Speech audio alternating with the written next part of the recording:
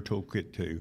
The first one I'd like to mention is the host of this room, which is one of our vendors, is Monsoor, which is TransAct Title. And without you guys, we'd have to be spending money every Saturday morning to have a room, right? Yeah. And not only are they our vendors, but we also use them. As a matter of fact, I was talking to somebody this week, and I said, we're over there in the TransAct Title room. And they go, oh, over there off of West Loop South? And I go, yeah. So, people know you people, right? Because if you're in this business, you need people that know the investor market. Exactly. I mean, you don't want to get a title company that doesn't know what we do, because they already know they can help you get through this stuff. If it's someone that doesn't know this business, it's going to be more difficult to close. Also, I'd like to talk about Integrity Mortgage. They're here this morning to be with us. That's Clint Yates. I've known Clint for like 15 years. Clint's done a number of deals for me. Matter of fact, I had some real estate go south on me a couple of years ago, and I needed some money, and I did a cash out on my house because I paid $50,000 for it when I bought it. Now it's worth like $450,000, and I needed $70,000, and Clint got me a 30-year AM for like $70,000 to cover my rear, and at 3% interest. So my house note's virtually the same or less than what it was when I only owed $30,000 on it. So, those are great assets. So if you're getting financial issues or you have some problems, you can get low money for almost nothing. It's like money for nothing, to get you off of credit cards or whatever your problem is. Also, I'd like to talk about Ryan with Junk King. He's here this morning. Ryan and Junk King is great. Matter of fact, I've got a vendor, a person here this morning that I talked to during the week that said, oh yeah, I use Junk King all the time. They'll come and pick up all your construction debris. They'll empty out a house. If you buy a house that's full of furniture and all, you call them. They'll come and get it, so you're not paying a bunch of people to throw it in a dumpster. And then if you have a dumpster out front of your job, it's going to get filled up by the neighborhood.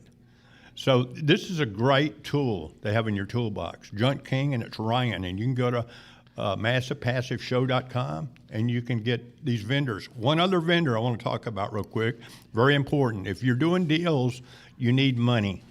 Yes. And one of our vendors here is LifeSavers. And LifeVestors, I'm so sorry, LifeSavers, I'm thinking about drowning, I guess, is LifeVestors is a hard money lending company. And we don't like to say hard money much anymore. We like to say asset-based lending, because you could have like a low credit number, let's say a 600 or something credit number, but the deal is really good. And they'll probably loan you money to do that deal, because if there's something goes south on it, they're going to be in good position to take that house and make money with it. So another thing about these lenders that we use is they will also, not only do they protect themselves by making sure that they're getting in the right kind of deals, but they're also protecting you. They're not going to put you in a deal that's high risk. Absolutely, because they don't have our back. Yeah. Okay, and the other thing now with LifeVestors, I know Dewey, and Dewey and I have had several conversations. I've helped him set up his paperwork for his inspections. And what happens if you borrow money from Dewey, I'll come and meet you at your property, and we'll set up your budget sheet. I mean, I got 45 years experience in doing this. I've done 1,000 houses. And I'll come set that up with you and make sure you get off on the right foot, where to start and where you're going to finish. And then when you need draws to help bring your money back to you, let's say you have $30,000 in escrow and you need a $5,000 draw, I'll come and make sure that you've done $5,000 worth of improvements. And if you have, I'm the guy that's going to give it to you, sign it off for you, and then I'm going to talk to you so you stay on track. So the whole purpose of this business is to make you successful. Absolutely. So anyway, at that, I'm going to turn this thing over to James and Hal and Monsoor, and y'all have a great day. And you can still come over here, and we still have plenty. We'll have plenty of breakfast food left. We got donuts, we got coffee, and we got cold drinks, and lots of great information. And we look forward to seeing you. Absolutely. And the address again where we're at is 1001 West Loop South, Houston, Texas 77027. That's right across from the Galleria on the opposite side of the freeway. And again, we're going to be here till noon, and so it's a great networking event. There's also going to be a presentation where we're going to be talking about how to use real estate, how you can use real estate to be financially free in 5 years. Because if you do it right, it very well can. You can actually. I've seen people be successful, and they have been financially free sooner than 5 years. Sometimes it could be like as little as a year or two. Sometimes it can take a little bit longer, but on average, 5 years is a good goal to have. So, one last time, the address where we're at is 1001 West Loop South, Houston, Texas 77027. And again, park on the 7th floor of the garage and follow the signs.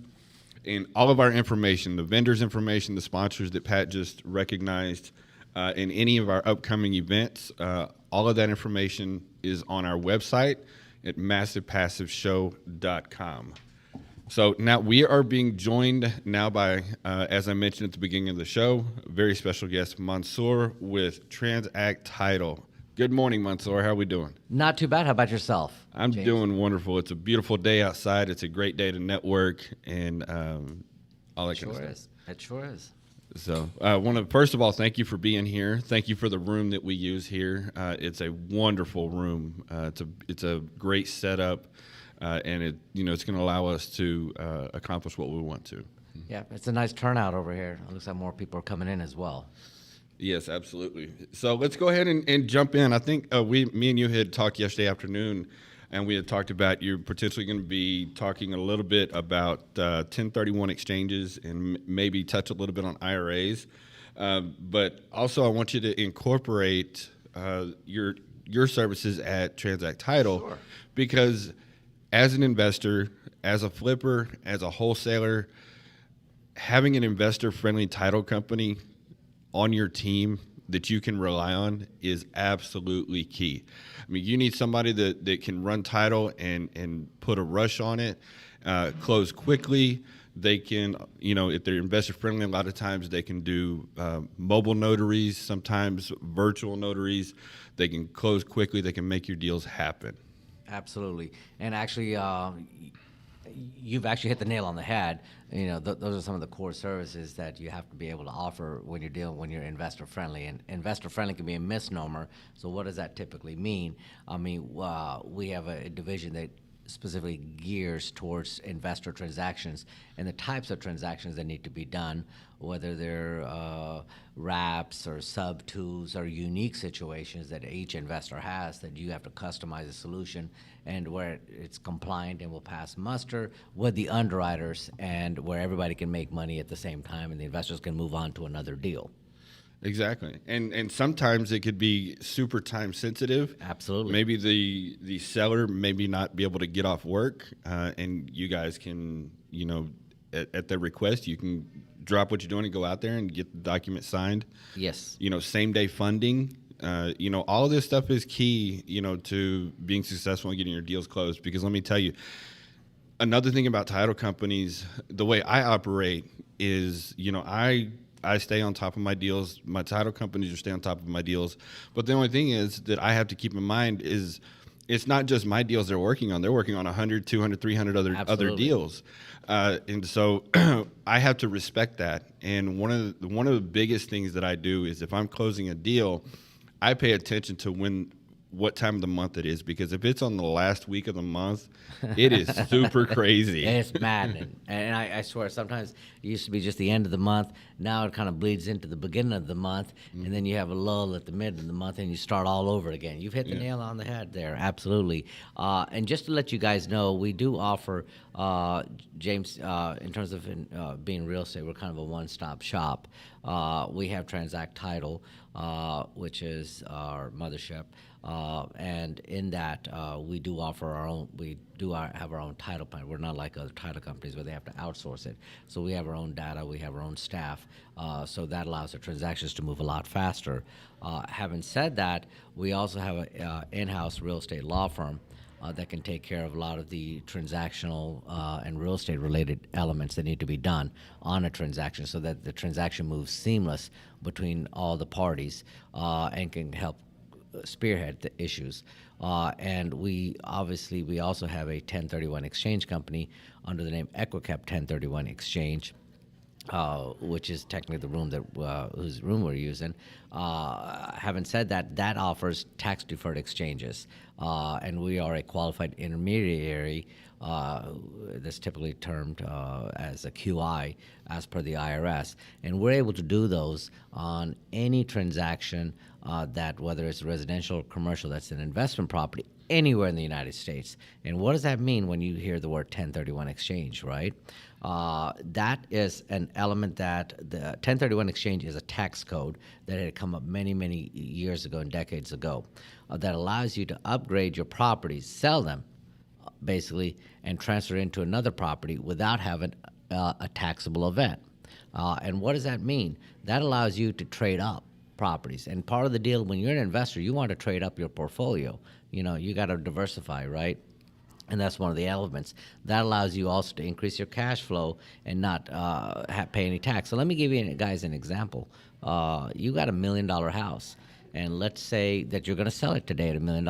You bought it 25 years ago in a good location, areas gentrified, gone up. You see the areas like in the Heights, right? You have the lots there. People bought it 20 years ago for $20,000. You know, you go to buy a lot over there in the Heights today. I mean, you're talking about $500,000-$600,000. I mean, it blows me away. Just for the lot. Just for the lot, and it's a teardown, guys. Yeah. But you know, that's the beauty of real estate. You know, it goes up in value. Now you've got something $20,000, and let's say, or $100,000 you bought it, it's worth $1 million.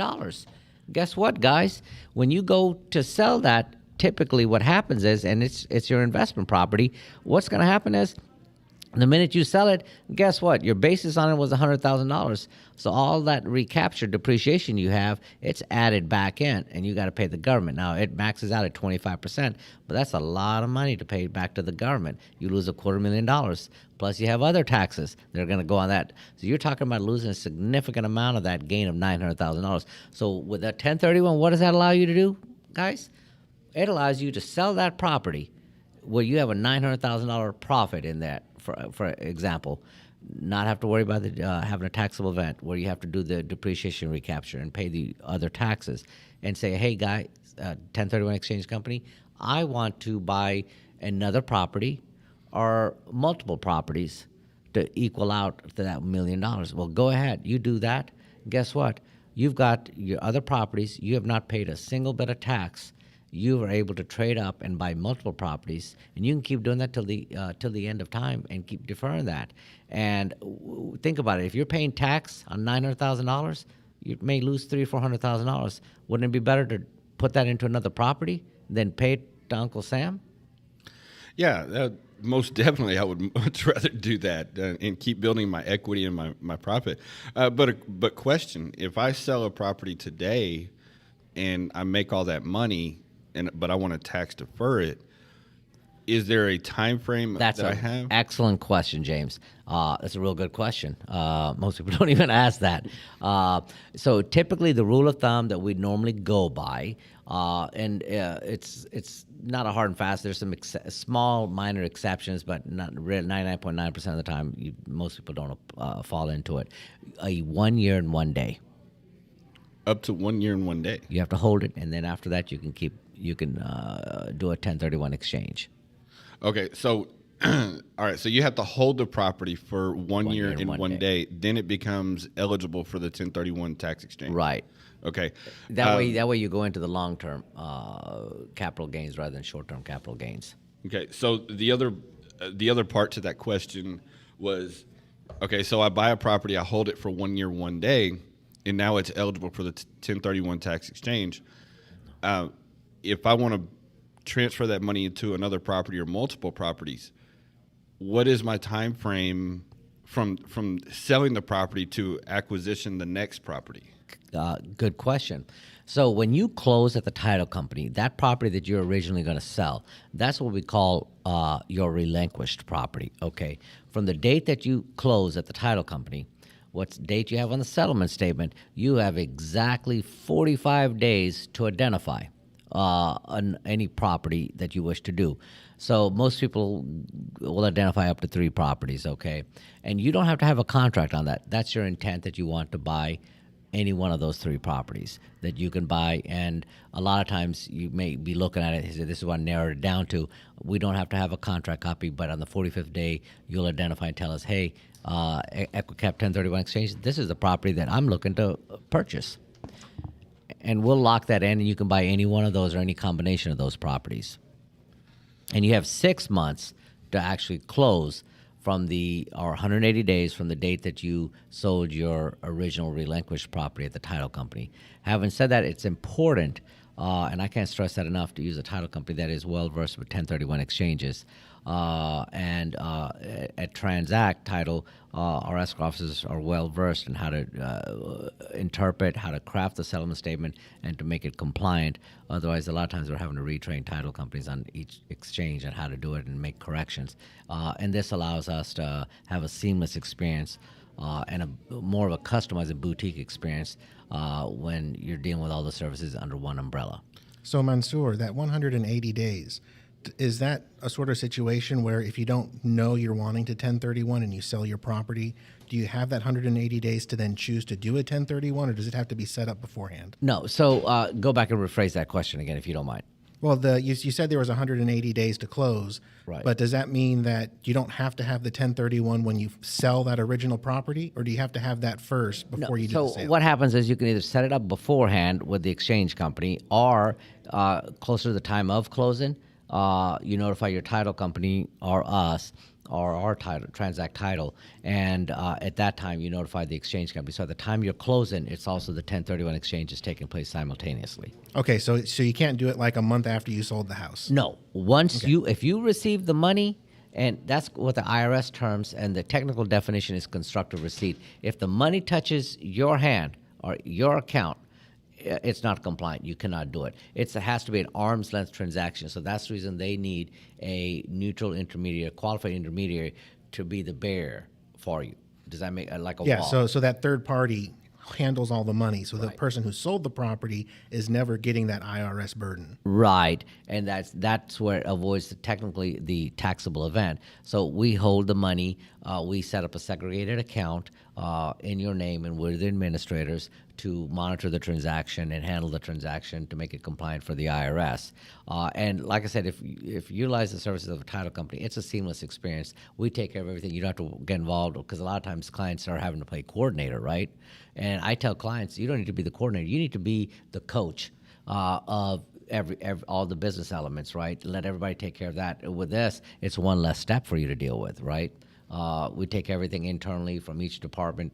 It's set up. You don't have to worry. The only thing you have to worry about, I tell everybody, is worrying about identifying which properties you're going to replace it with to get some good equity to keep moving. Yeah, definitely keep those properties in the pipeline and keep them coming. Question, and then I got a question for you, and then we want to move into maybe talking a little bit about IRAs. Right. But my question, that some wholesalers and investors out there listening might be wondering is, where do you guys operate as far as, like, if I wanted to close a deal, if I found a deal, say, in Dallas, or I found a deal in another state, would you guys be able to close all of those deals? Okay, so we can operate technically anywhere in the state of Texas, okay, on the residential and commercial side. So we have REO accounts all over the state. We can cover 254 counties. We, like all other title companies, major title companies, we have data for about 93% of the state. Okay, the 7% of the state is not cost effective. We have to outsource and get data from local vendors. We can do that. Other than that, we can close anywhere there. Now, on commercial, anywhere in the country, we can close commercial. We don't focus on the residential anywhere else in the country, unless it's significant value, $3 million house, and it's a different thing. But otherwise, commercial, we do those all over the country as well. Having said that, we are very strong. We have a very strong builder division and a commercial division as well, should anyone have any those types of transactions. One last question that just came to mind. Are there any types of transactions that you guys don't do, like any of the typical real estate transactions? I mean, that's a good question. There's always some sort of transactions, but in terms of the investor realm, we can typically, most transactions we can typically do, because we've got a lot of in-house underwriting. The underwriters are familiar with our transactions, are comfortable with how they're structured because they are always compliant. Certain types of transactions we can do, for example, sub-twos, wraps, some don't. A lot of underwriters are frowning on those, but we do have a couple underwriters that are willing to do those, and we close those. We can also we handle transactions that are deal with transactional funding. We deal with those a lot, hard money transactions. So a lot of the out of the box transactions is what we've become known for with lenders and other title companies, as well as for title defects. That's one of our niches we're very strong on. Okay, cool. Guys, if y'all have any deals you need to close, we highly recommend, checking out TransAct Title. We can't stress enough, again, having people like this on your team, in your corner, on your side is very key to being successful, because these guys, they can do deals that, there are title companies out there that they can't do. So let's go ahead and jump into IRAs. I know that Monsoor did have a little bit he wanted to discuss as far as IRAs go. But before I hand it back over to him, I wanted to remind our listeners that last week we did have Jeff Watson on. We did an interview in regards to the changes that are being proposed to how IRA accounts are used and can be used. But we as investors, and whether you're in real estate as an investor or you own your house or whatever aspect of it is, you need to make your voice heard and put this to a stop, what they're trying to do. If you need more information on this, again, it's on our website, massivepassiveshow.com, and we also have it on YouTube as well. We have our radio shows are on YouTube, so you can search for the radio show that we did on October 2nd, and we also have links in our Facebook groups and everything of where to go to make your voice heard. We need everybody's participation in that. So with that being said, Monsoor, I'm going to go ahead and hand it back over to you, and let's jump into talking about IRA accounts. Sure. So we, as a title company, deal with a lot of self-directed IRA companies. And I don't know if many people know about self-directed SDIRAs, what this, the acronym is commonly known as. But that allows you to use your retirement savings. Let's say you've got an IRA, you've got a Roth IRA, you've got a 401k, those types of elements, the retirement funds that you've got. You could essentially, what happens is you cash those out and you transfer it over to a self-directed IRA company that is essentially your trustee. They will hold those funds and administer those, and you can use those funds to purchase real estate or loan those funds out, whether you're a private money lender or get in on a deal. And basically the IRA company, the self-directed IRA trust company, will monitor the transaction, and there's some reporting that you have to give them once a year. Hey, what's the value? I need taxes and whatnot. They will take care. They'll pay those bills out. So all of the proceeds income go back into that retirement account. So it's basically you having a retirement account, but it's used for real estate. And where do you get a better growth? Where do you get a better return? It's in real estate, right? The stock market's up and down. The real estate is real. You can touch that. It's tangible. You don't have to go with the ebbs and flows of the market, stock market going up and down, right? So what we're seeing is a lot of activity that's going on in the real estate market around the country. Believe it or not, 65% of it has been rated from the investor side, has been fueled by your retirement savings or self-directed IRAs. We deal with those. We're happy to put you in touch with any number of self-directed IRA companies that we deal with. To be honest with you, it can be a very seamless experience. It's like you're not having to go to the bank. You're using your own funds as the bank. So that is allowing you to give your principal is safe in real estate, and you're able to use the benefit of that increased equity in that. So just to break that down a little bit more simpler terms, what he's saying as far as IRAs go, I could find a deal, and I might need a funding partner. I might need funding for that particular deal. I can call up Monsoor and say, hey, I've got this deal. do you want to partner? Would you fund it for me? And he's going to look at the deal. He's going to say, yes, it's a good deal. I'll fund it. And he's going to use his self-directed IRA to fund that deal. Yeah, as an example, yeah, if I could use my self-directed IRA and use those funds and lend it out or invest in it, absolutely. If I'm an individual, that's essentially how I would do it. And if, let's say, I have rental income coming in, so that rental income would go back to the self-directed IRA company because you're growing your retirement account. And the scenario I just laid out actually eliminates like the bank, the traditional, financing, because it's Monsoor's decision. He's going to be the one funding the deal. So he essentially is the bank, and we can negotiate the terms. Right. Versus going with another type of lender, those terms are set. They're going to qualify the deal based on what they want and so on. And if that financing is coming out of your IRA and you're selling it, say, owner finance, all of that interest is coming in back to your IRA. A Yes. bank isn't making all that money. Your IRA is. Yeah. So you get a return on your cash on cash, for one thing, which is just what you pay the interest, right? So you've got that return, plus you've got the equity, you've got the upside potential. And the excess income that you have besides your cash on cash return. And that all goes right back into the IRA, and it's still tax protected in there. Right. And you can keep doing that. I mean, think about it. You may get 5-8% return on your retirement savings, right? What kind of returns are you going to get if you do a buy and hold or if you do a flip, Yeah, it could be a whole lot better. Whole And that's why it's key to show up to events like this, these networking events, get connected with people, because even if you're, just starting out, having these types of people on your team is very important. Because you might find a deal out there and you might say, well, I think I have to wholesale this deal. But in actuality, if you know the right people, you could actually take that property yourself. You're absolutely correct. And a lot of these networking events are really good because, many years ago, they didn't have these events. And this is an excellent way to get access to the market, get local knowledge. Plus, you're meeting the right partners and vendors that you need to help you become successful. So it's tried and tested. I can't stress that enough. You can read a lot of books, but and there's a theory is good, right? But practical knowledge on the playground is fundamental, right? And you don't have to experiment when you're learning from someone else. And everybody comes in to share their knowledge. Simple fact, easy way to think of it. You're going to learn either the hard way or the easy way.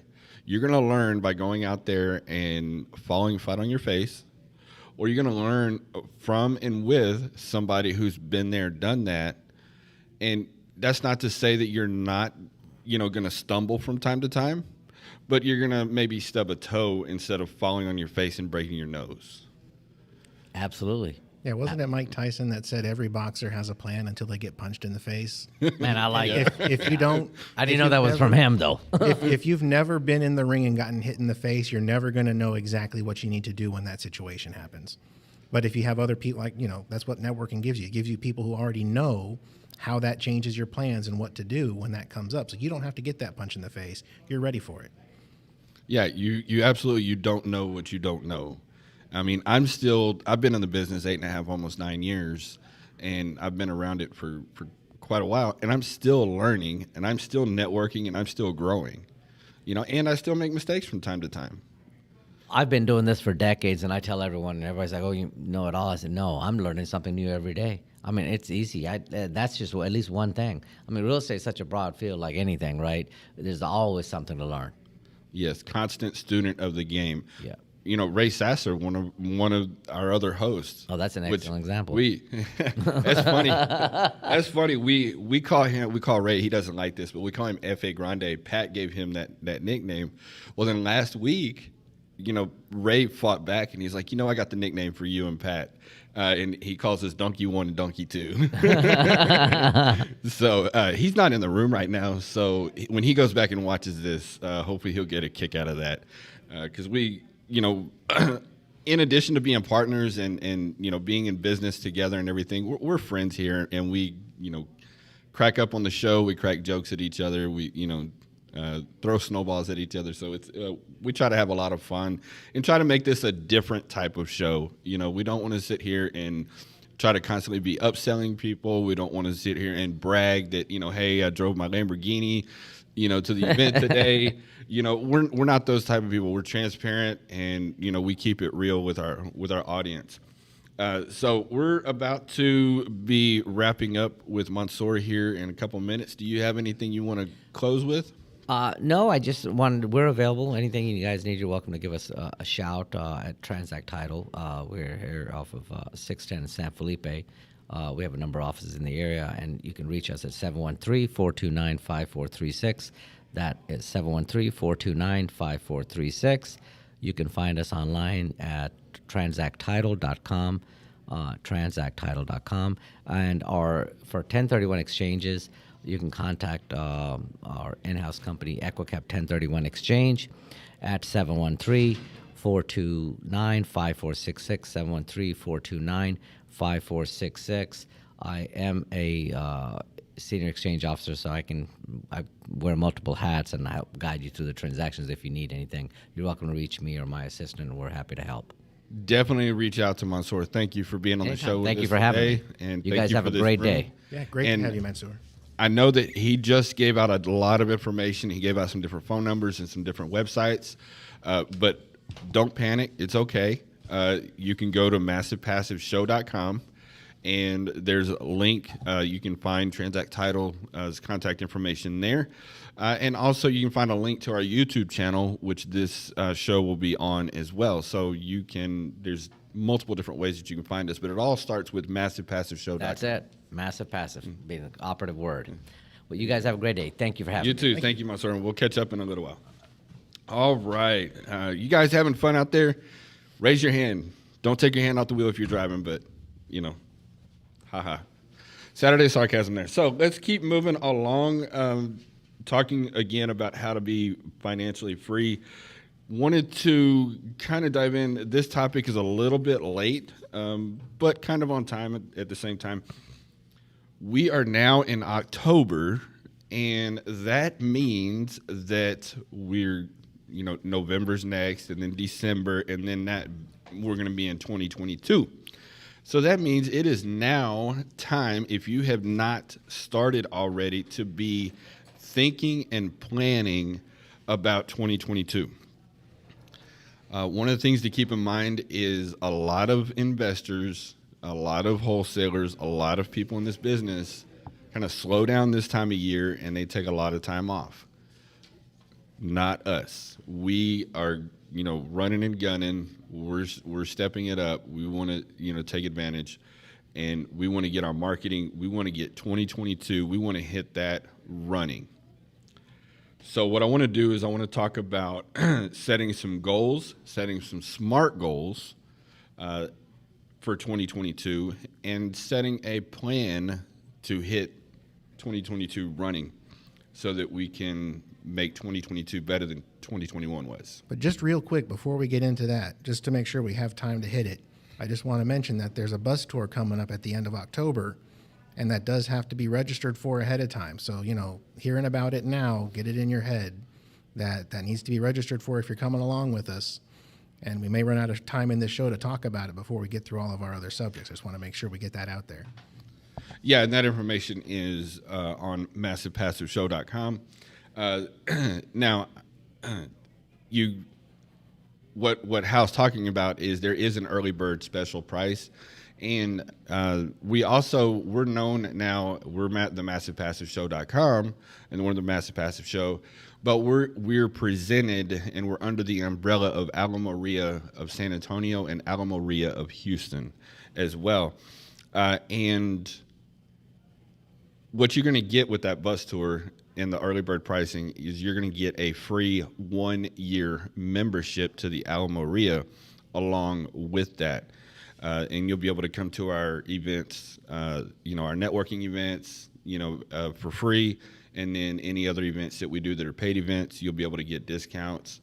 You'll also have some other benefits that come along with it. So check that out. And again, we're still here at 1001 West Loop South Houston, Texas, 77027. We'll be here till noon.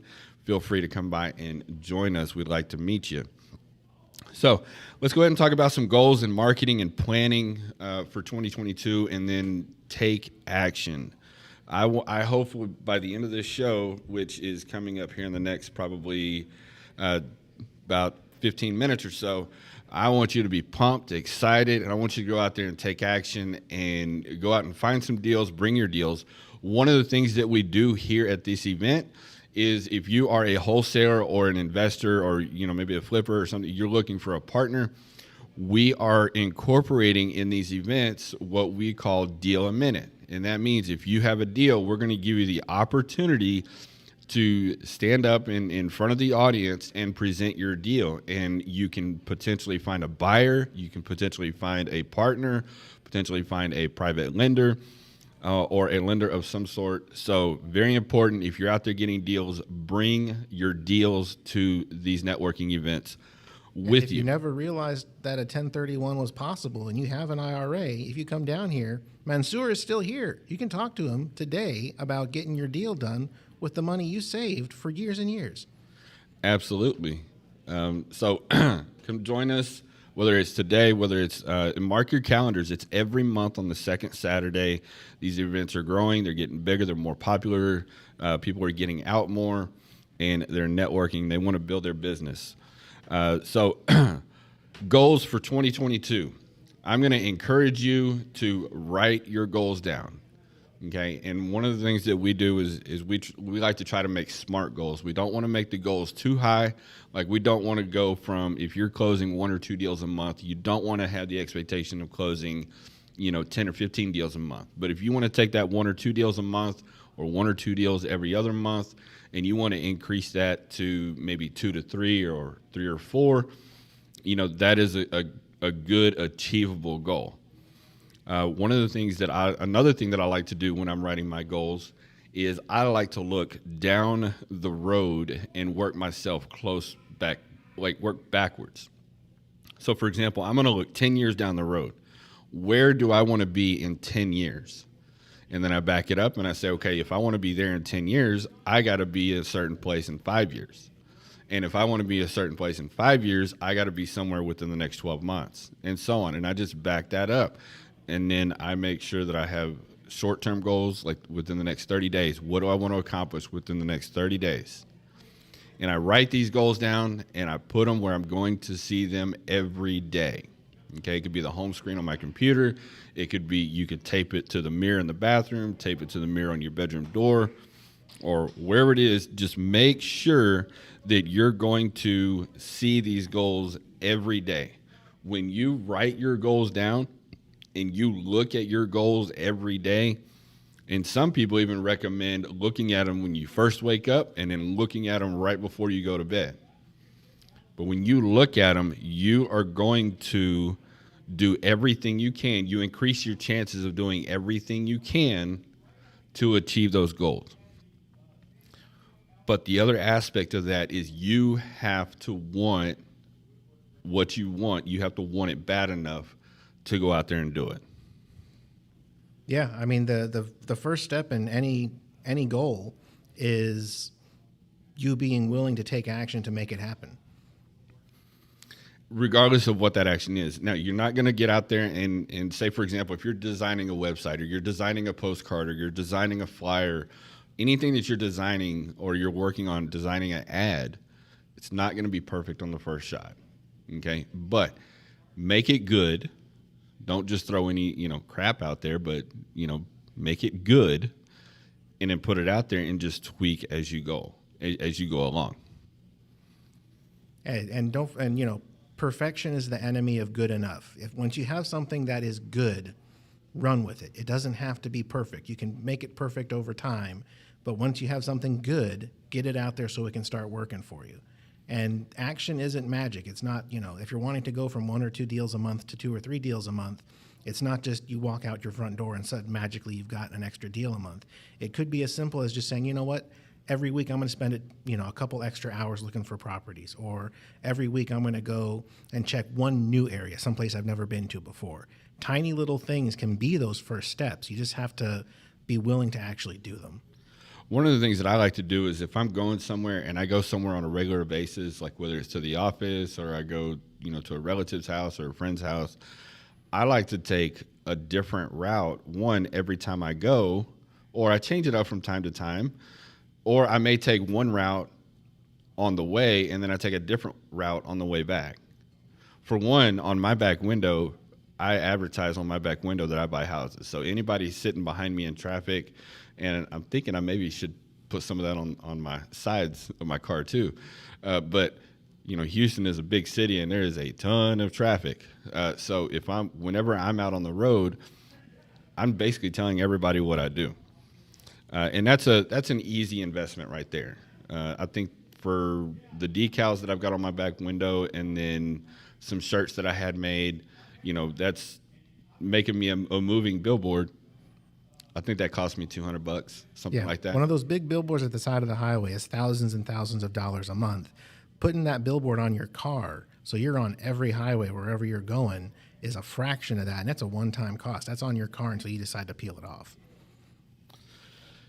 Yeah. So, and again, drive for dollars. Become that moving billboard. So, like, no matter where you go to the grocery store, go to somebody's house, go to an event, make sure that you're that moving billboard. And again, we want to stress that flipping houses, wholesaling, buying rental properties, this is not something that you're going to start today in the next 30 days or 60 days. You're going to have enough money to go buy a Lamborghini. We're not saying that. This is a work in progress. Sometimes people do get lucky and they come across a good deal that very early on, they do come into some money. But if somebody's out there telling you, hey, do this, and, in 60 days, you're going to make, $1 million, run from that. Because that is not. What he means is in 60 days, he's going to have $1 million, and you're going to be very disappointed. Yes. So, again, I want to encourage you. Get out there, take action. Don't let fear stop you. Don't let lack of knowledge stop you. In fact, that brings up, forgot about this. We talk all the time on this show, in our Facebook group, on our live trainings, we talk about being calm. We have simplified what it is that people need to have in order to be successful, and that is to be calm. And we spell calm a little bit different. We spell calm with a K. And so let me break that down for you really quick. K is knowledge and know-how. So, there's certain knowledge that you do need to know. Like, for example, you got to know how to, find property, generate leads, marketing. You got to know that. You got to know how to talk to sellers, negotiate, and you got to know how to evaluate properties and deals. If you're going to walk through a property, what to look for in a rehab. In fact, we're going to be talking about this on our bus tour, where we're going to be talking about, believe it or not, there's rehabs to avoid. Mm-hmm. So we're gonna walk through potentially 3 houses. We're gonna meet here in the classroom. We're gonna be here for about 45 minutes to an hour, and then we're gonna head out and we're gonna go walk 3 properties. And Ray and Pat are gonna give their 100 years of experience. No, that's just a jab at them, but put them together. It's about Ray's got about, he bought his first house in 1982. Pat's been doing this for about 40 years. Between Ray and Pat, they've got over 2,000 rehabs that they've done, and you'll get the investor perspective and the contractor's perspective. So our goal is to walk 3 properties, and you're going to see what to look for when you're walking, how to estimate repairs. We're actually going to be giving away a worksheet that's going to help you estimate repairs within about 10, 15 minutes and be within about 10% of the rehab cost. So we're going to be giving that away. We're going to be walking properties, and we're going to show you how to pull comps.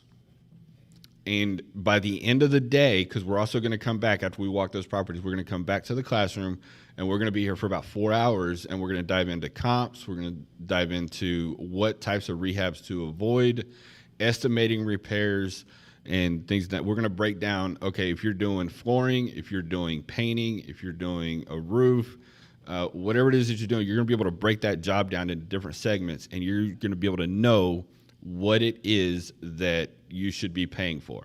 Yeah, this isn't just you're buying a bus ticket. This is you're buying into a full course of training and education, and you just happen to take a bus ride along the way. Yeah, and it's these types of tours are just so much fun. You know, you pick up so much knowledge. Like I mentioned, I've been in this almost 9 years. I still learn something on these types of events, walking these properties with Ray and Pat, because there's so much experience, and every house is different. So you're going to pick up something else from each house that you walk. And being able to estimate repairs is one of the key numbers. You got to know what the property's worth, whether it's, you know, for a flip, the ARV, after repair value. You're also going to have to know what that property's going to rent for, you know, so that you can also determine, you know, your exit strategy. You also got to know your repair costs, your estimated repairs, so that you can know what kind of deal you have. Do you have a deal at all? And then if you do, now you can know how to solve the problem, you know, whether it be a subject to. Does that deal make sense? I mean, what if you get into a subject to transaction, but the property needs a $50,000 rehab? Is that still going to make sense? There could be situations where that deal does make sense, but it very well could be that deal doesn't make sense. So it's very important to know if you've got a potential good deal or not. So it's very important to be at one of these events. So again, that information is on our website. Also on our website is links to our Facebook groups. We have 2 Facebook groups that we operate, Massive Passive Deal Makers, and then also the Texas Real Estate Investing Community. Both those groups are rapidly growing. In the Massive Passive Deal Makers, we do a weekly live training. It's typically myself and Ray are on the live trainings every Wednesday night at 6 p.m. We have our YouTube channel that is consistently growing. We've got an assistant that's working on that channel, and he's adding at least 2 to 3 videos a day. Some of the videos are just a couple of minutes. Some of them are like 10 or 15 minutes. And then, of course, our weekly live trainings and our radio shows are on there as well. So again, I would visit massivepassiveshow.com, and all of our information is there. We do offer coaching and mentoring for those that are interested. Again, just at the website, there's an option for that. Reach out, and we will be in contact with you. So, Hal, do you have anything else you want to add into what we are talking about this month? Well, you mentioned, wanting to see if a rehab of $50K was worth it. And there will be situations where, the investment numbers just aren't there, and you can't force a deal. The numbers have to make sense. But it was just recently, Ray was talking about those situations where you can not do the rehab. You can sell the house and gain that extra value that the rehab would give you, and leave the rehabbing work to the person who's buying the house to build sweat equity in the house. So you're not doing the rehab. The house is in good enough condition to sell as it is. You're making that equity off the top from what you would think it would be worth above the repairs. But that person who's buying the house is going to put work into it to get that $50,000 worth of repairs done, and they're going to get all that equity from doing the work themselves, not from paying $50,000 up front. Ray actually did a deal, I think it was about 2 months ago, that they did this, where they actually acquired the property subject to. If they were gonna repair it, I think they were gonna spend about $10,000, maybe like 12 or 13, but somewhere in that range. It wasn't, a huge amount. And they ended up finding a buyer, an end buyer who's actually living in the property, and they sold it to him seller finance, and they did a wraparound on the original sub-2 mortgage. They did a wraparound on it, and they didn't even have to fix it up. And so now they've got that equity there. They've got the cash flow. They've got the money they're making on the interest, but the profit they're making on the interest spread. So they're making money, 3 or 4 different ways on that one deal. And those numbers made sense there. They didn't force that. They found a deal that made sense, and they found a way to get it done to where the buyer was happy, they're happy, the original seller was happy. They got out of that property. If you force a deal, you're about 99% sure you're going to lose money on that deal by forcing it. Don't get desperate. Don't be a motivated buyer. If the deal is there, the deal is there. And if the deal is there, the buyers or the money will be there for the funding part of it as well. And it's okay for it to be creative, just like that deal we were talking about. You just can't force it. Creativity is great, but attempting to be creative to force the deal is not going to help you any more than anything else. Yes.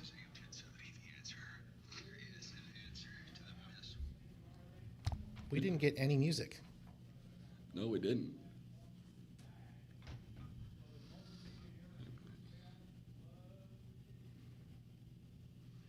All right.